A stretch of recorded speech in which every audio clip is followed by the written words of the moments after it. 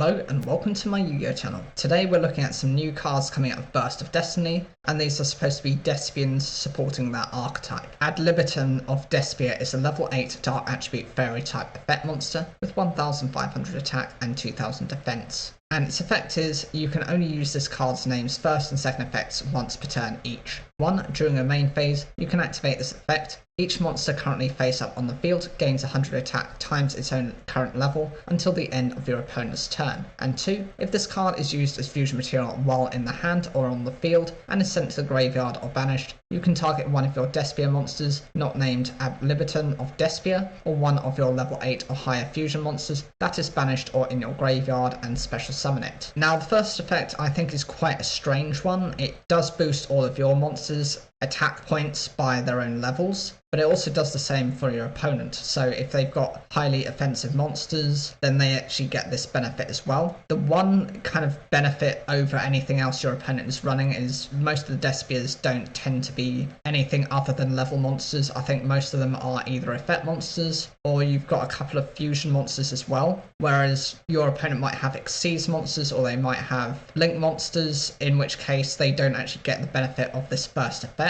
And also the second one is quite interesting because if you use this as part of a fusion material, you're then able to recover one of your Despia monsters or the one type of fusion that I was mentioning before, just to help advance your field state in a way that your opponent isn't really going to be able to counter as well. It's a decent enough monster, I just think the first effect is quite bizarre on it. I don't think that's going to be very usable, but definitely the second one is. Even the attack and defense stat on it is quite bizarre. I've not known of monsters that have such limited attack points or defense points for being a level 8. Masquerade, the Crimson Leam Dragon, is a level 8 dark attribute fiend type fusion effect monster with 2500 attack and 2000 defense. The materials required are 1 Despia monster plus 1 light or dark monster. And the effect, you can only use this card's name's second effect once per turn. 1, while you control this fusion summoned card, your opponent must pay 600 life points to activate cards or effects. 2, if this card is in the graveyard and your opponent controls a ritual, fusion, synchro, exceeds or link monster, as a quick effect, you can special summon this card from your graveyard, but banish it when it leaves the field. So the summoning of this card is very easy. You're going to have lots of Despia monsters and they tend to be either light or dark attribute anyway. The first effect is very similar to something like Chain Energy, where every time your opponent activates a card as an effect, you do have to pay like 500 life points. This is slightly better because that only affects your opponent with this card, whereas with Chain Energy it affects both you and your opponent. It's a bit of a game of chicken. Whoever does more damage and more effects through Chain of Energy means they're more likely to deplete their life points to a point where you can kind of defeat them. This is able to punish your opponent for everything it does. Even there are other examples such as Red Eye's Flare Dragon that do this exceptionally well as well. I was wondering if there is a point where you could actually merge those two strategies together. Maybe you can build a deck through that theme. The secondary effect happens to work if your opponent has any of the extra deck monsters on their field. You're just able to special summon this from the graveyard.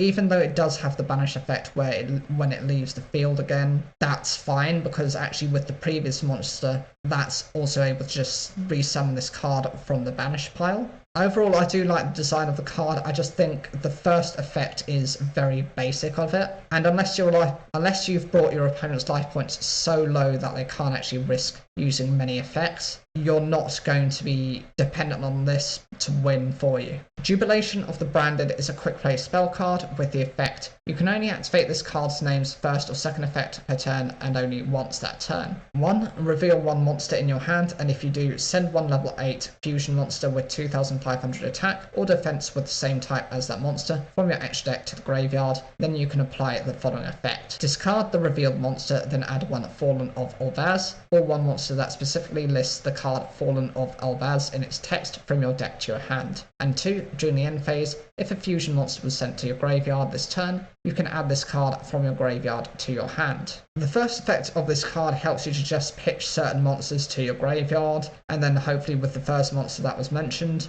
be able to then recover those cards. The only downside is your opponent is going to see how this is working and are going to try and counter this effect with one of their hand traps. As for the secondary effect, this just basically revives this card so you can actually trigger it again. It's quite useful because if your opponent does negate this effect, you've got some form of recovery without having to run additional support cards. And the final card is Branded in Red. This is a quick play spell card with the effect you can only activate one card with this card's name per turn. 1. Target one Despia monster or one Fallen of Elbaz in your graveyard. Add that monster to your hand. Then you can apply the following effect. Fusion summon one level 8 or higher fusion monster from your extra deck by banishing monsters from your hand and or field as fusion material, but it cannot attack directly this turn. The benefit of this card is it being a quick play spell can activate in response to whatever your opponent does, and by instantly being able to fuse into something, that prevents your opponent hopefully being able to attack directly within the turn.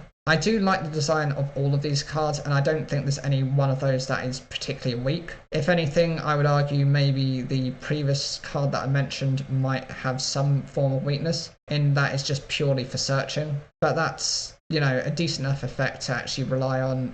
Here it is, it's the Jubilation of the Branded. I think that's probably the weakest example we've got in this list. Of my favourite, I would definitely say that Fusion Dragon, just because it reminds me of a fusion version of Chain of Energy. But we've got to wait and see how these cards do in the future. Whatever you guys think, whichever your favourite is and whichever one you don't like, put those down in the comments down below. Like the video if you enjoyed it, and don't forget to subscribe for more daily Yu-Gi-Oh content.